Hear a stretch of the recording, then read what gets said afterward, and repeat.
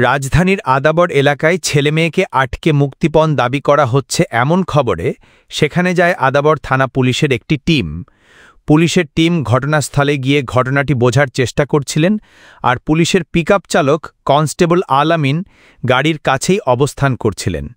এ সময় কিশোর গ্যাংয়ের সদস্যরা তাকে চাপাতি দিয়ে এলোপাথাড়ি কুপিয়ে জখম করে। তার এক হাতের কবজি ব্যাপকভাবে আঘাতপ্রাপ্ত হয়। এ সময় ভাঙচুর করা হয় পুলিশের গাড়িও। ঘটনার পরপরই যৌথ অভিযান চালিয়ে ওই এলাকা থেকে ১০২ জনকে আটক করে। এদের মধ্যে ৫ জন পুলিশকে কোপানোর সঙ্গে জড়িত বলে চিহ্নিত করা হয়েছে। তাদের বিরুদ্ধে পুলিশের কাজে বাধা ও পুলিশ হত্যাচেষ্টার অভিযোগে মামলা দায়ের হয়েছে। বাকি ৯৭ জনকে মোবাইল কোর্ট বসিয়ে ডিএমপির আইন অনুযায়ী আইনানুগ ব্যবস্থা নেওয়ার প্রক্রিয়ার কথা জানিয়েছে পুলিশ। গত সোমবার রাতের এই ঘটনার পর থেকে আদাবর এলাকায় আতঙ্ক বিরাজ করছে। সন্ত্রাসী গ্রুপের ভয়ে ও পুলিশি গ্রেফতার আতঙ্কে আছেন তারা। পুলিশ বলছে, পুলিশ সদস্যকে কুপিয়ে আহত করার সঙ্গে জড়িত কবজিকাটা গ্রুপের সদস্যরা। অনেককে আটক করতে পারলেও এই গ্রুপের দলনেতা জনি ও রনিকে আটক করতে পারেনি পুলিশ। ফলে আতঙ্ক কাজ করছে স্থানীয়দের মধ্যে।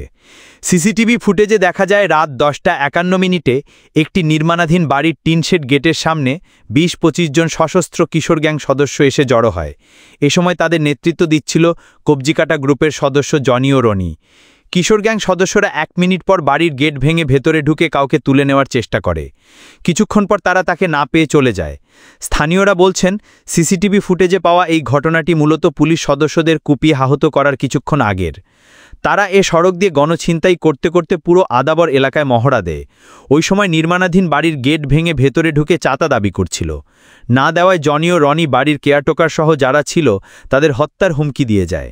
স্থানীয়রা জানিয়েছেন, মোহাম্মদপুর আদাবর ভয়ঙ্কর কিশোর গ্যাং কবজিকাটা গ্রুপের সক্রিয় সদস্য জনি ও রনি। তারা আদাবর ১০ এলাকায় বালুর মাঠে বসে পুরো আদাবর এলাকা নিয়ন্ত্রণ করে। পুলিশের উপর হামলায় নাজির, ওসমান, দাঁতভাঙা সুজন, কবজিকাটা হৃদয় ও গাঁজা ব্যবসায়ী রাজুসহ অনেকে সরাসরি জড়িত ছিল।